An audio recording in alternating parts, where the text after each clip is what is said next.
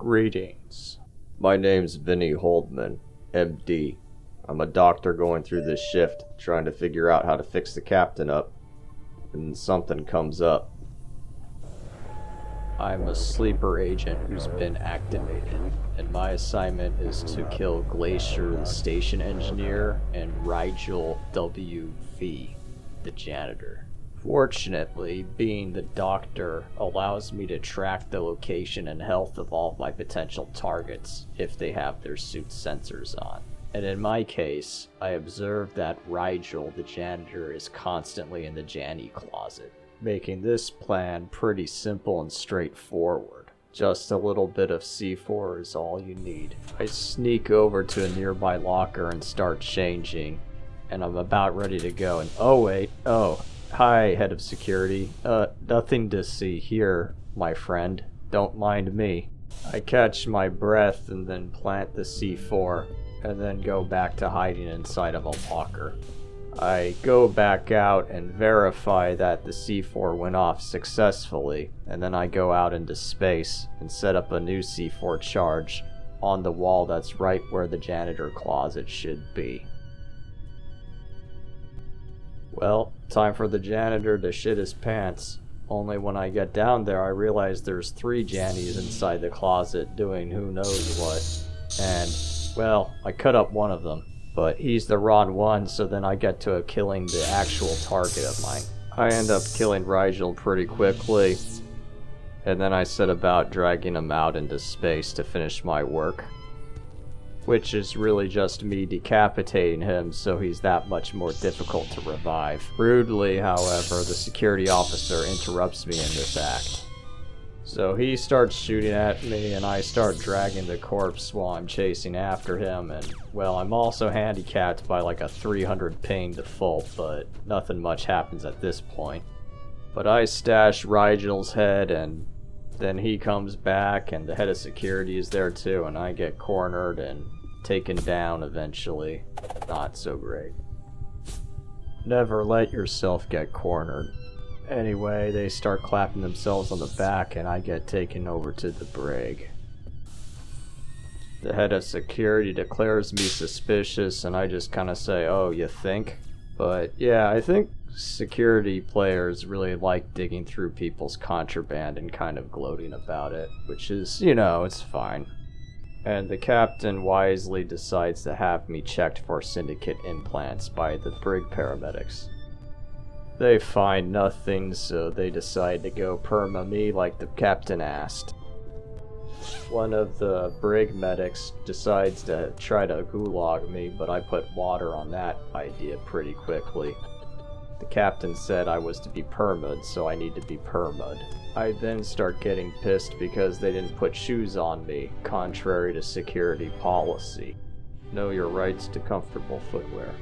I start spurging out a little bit when the medics don't seem to care, because, you know, they're playing security, but they don't care about the rules they're supposed to play security by. I mean, why play a role where you're not supposed to do your job? And the rage, it starts building up inside of me. It can't be reasoned with, it can't be bargained with, it just grows until I must have my revenge.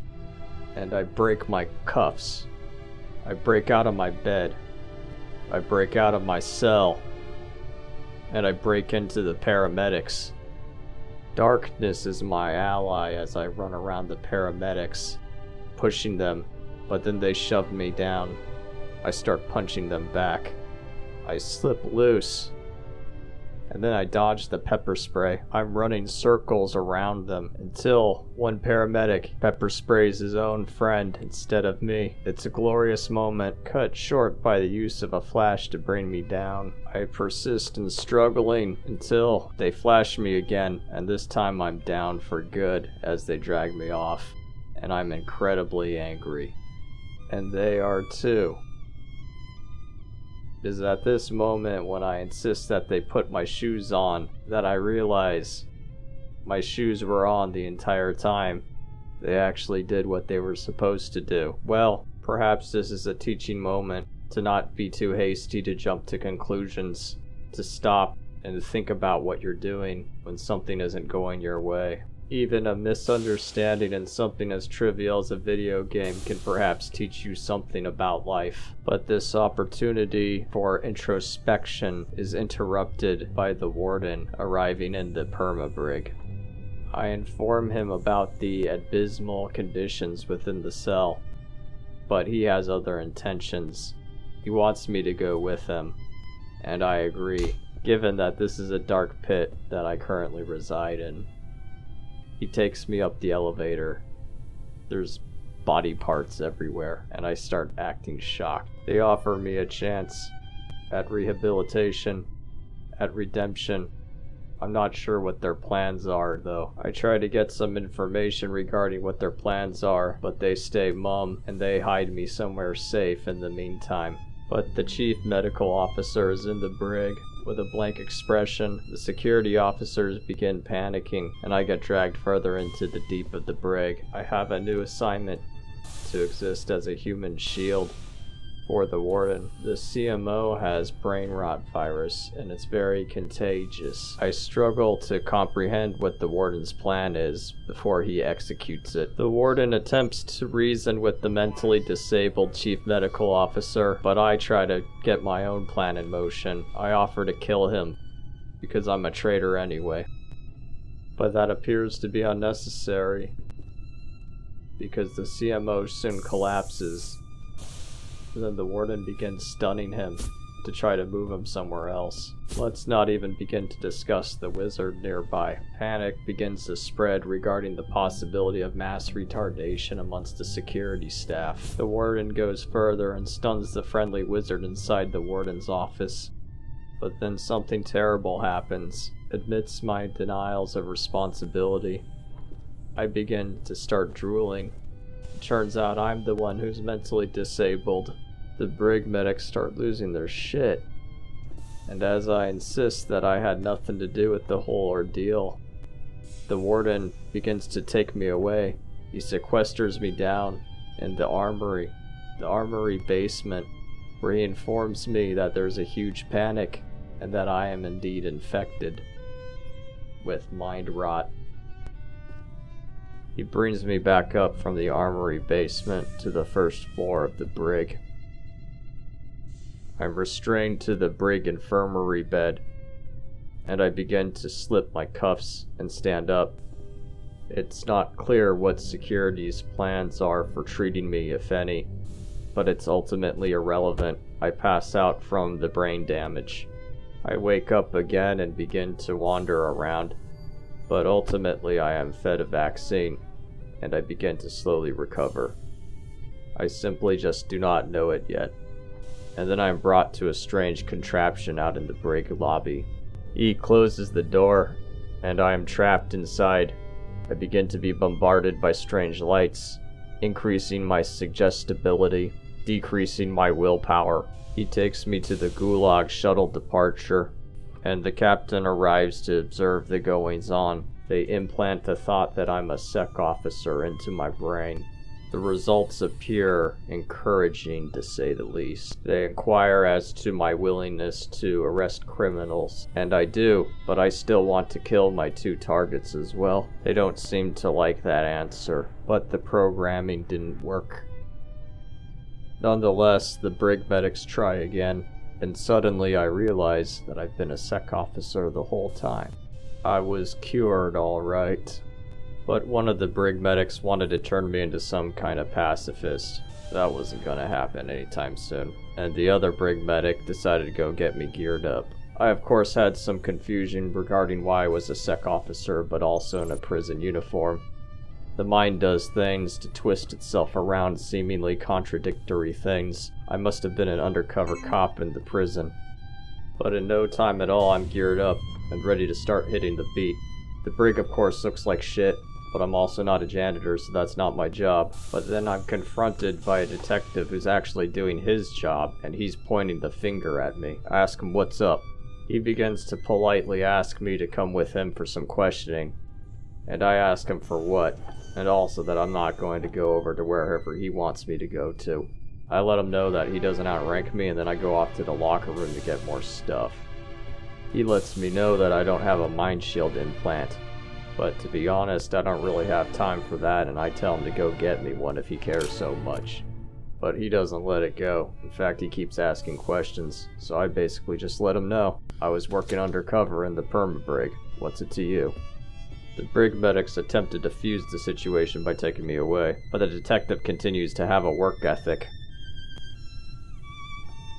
The entire situation is kind of pushing the limits of what I'm willing to put up with in an LRP situation, but to me it seems pretty simple that you don't wear a mind shield when you go undercover. It all seems pretty straightforward to me. Then I get distracted by the warden's non sequitur. The entire situation descends into a shouting match between me and the detective. He doesn't seem to buy my story, and I don't really have patience for his concerns. The warden seems to take the detective's side in this matter, which is fine. But to me personally, I'm just getting kind of annoyed with the whole situation. Tell them to get me a mind shield, or just let me go. The brig medic understands what's going on, and tries to get the warden to give me a mind shield. The warden, meanwhile, doesn't realize that I was mind-wiped already and suggests doing it a second time, and I get accused of being a changeling.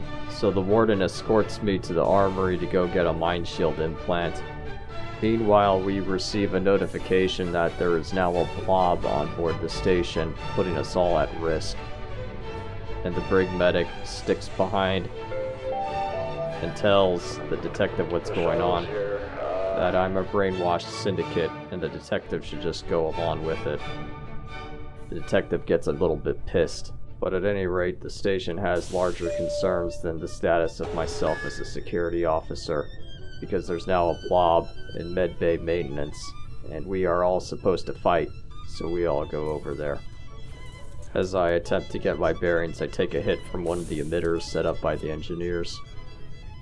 We seem to be in a pretty good initial situation. A lot of the crew are there to support the effort. We have emitters set up, and we're doing a pretty good job so far of staying away from the blob or not.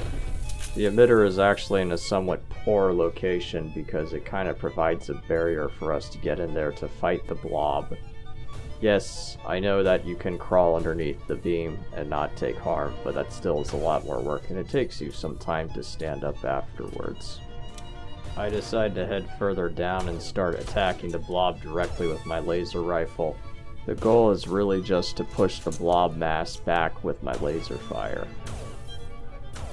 I end up taking a hit from the blob or not, but I escape with my life. While I'm in the clear, something strange happens. I don't know if it was due to the blob or what, but I end up collapsing unconscious. A lot of time goes by, as you can see, so I just sped the video up. I wake up and notice that the blob is attempting to flank us, so I run up to it and start hitting it with my laser rifle, which isn't really a good idea. I shoot it 2 or 3 times, and then I pass out again from my hurt. The logistics situation of fighting a blob is very important, because you can't afford to have the crew walk across the entire station to recharge. So I therefore drag one of the rechargers over to medbay so we can speed up the turnaround time. It's a little bit out of the way, but the location will do. It looks like we have 2 or 3 dead crew member, and I begin to shoot into the blob from the corner. The shooting strategy seems to work pretty well, although, well, I do have to say the crew member have a bad habit of walking in front of my laser though. Another brief recharging stop and I'm back to the action. This go around I'm a little bit more careful and trying not to hurt my fellow crew members with my fire. I am, however, not 100% successful at doing this. But then again, these are golems that I'm shooting. I'm not sure they really count as people when it comes down to it. So anyway, I fire the rest of my shots and then turn to the charging station to recharge my rifle. Then it's back to the blob front. Are you beginning to see a pattern yet? The captain is also participating in shooting at the blob. Nice work, Captain. Very nice. We're doing a very good job of keeping the pressure on the thing. In fact, we're getting within sight of one of its cores. Or perhaps it's the core. I'm not 100% sure. But at any rate, we're pushing it pretty hard. And it should simply just be a matter of time from this point going forward. Nonetheless, we have to keep the pressure up, so I recharge my rifle and once again head back to the breach. The blob rallies forward and attempts to encircle one of our crew members. We keep on firing at it. A blobbernaut gets way too close for comfort, and I attempt to boogaloo out of there, and I take some friendly fire in the process. I head back north to recharge my laser rifle. But at any rate, we've got it pushed back pretty hard. We've made a lot of progress at getting it pushed back into maintenance. It really goes to show how a well-functioning crew that cooperates can do a lot at overcoming a pretty tough challenge like a blob. A lot of times these things usually kill the station. I'd say probably about 50% of the time it seems like they kill the station. And it's at this point that some real guns show up from cargo, and then we start really smacking that blob's ass. So anyway, it's back to the recharger for one more time to recharge, and then I'm pushing back in, and looks like things are going pretty well so far. Engineering has an emitter set up at a really good location. That's an excellent location for an emitter, actually. I'm pretty impressed that they actually did something right. We continue the push, and then, well, we're doing well, but I pass out yet again. It doesn't seem to be looking so good for me. But, on the other hand, I get dragged out by some friendly crew member, so that's pretty good. I tell him to stop dragging me away, so that I can still kill the blob. It's at that point that he reveals to me that the blob is now dead. So it looks like this whole situation has been cleared out. I never claimed that I was the smartest tool in this shed, so now it's just a small matter of getting to the escape shuttle and escaping the space station, which is pretty much trashed at this point. I get onto the tram, but unfortunately, I pass out yet again. I'm suffering from severe oxygen deprivation. I don't really know why. However, eventually this intelligent xenobiology creation comes by and straps me into my chair. This thing seems to have some kind of healing effect, which is keeping me alive as I'm going through this process of slowly dying on the tram station. The shuttle is long gone, but the captain shows up and drags me along. He pushes me through a portal, and I end up inside of the escape shuttle on its way to the CENTCOM. The escape shuttle is depressurized, by the way, so I have a lot of problems involving my ability to breathe.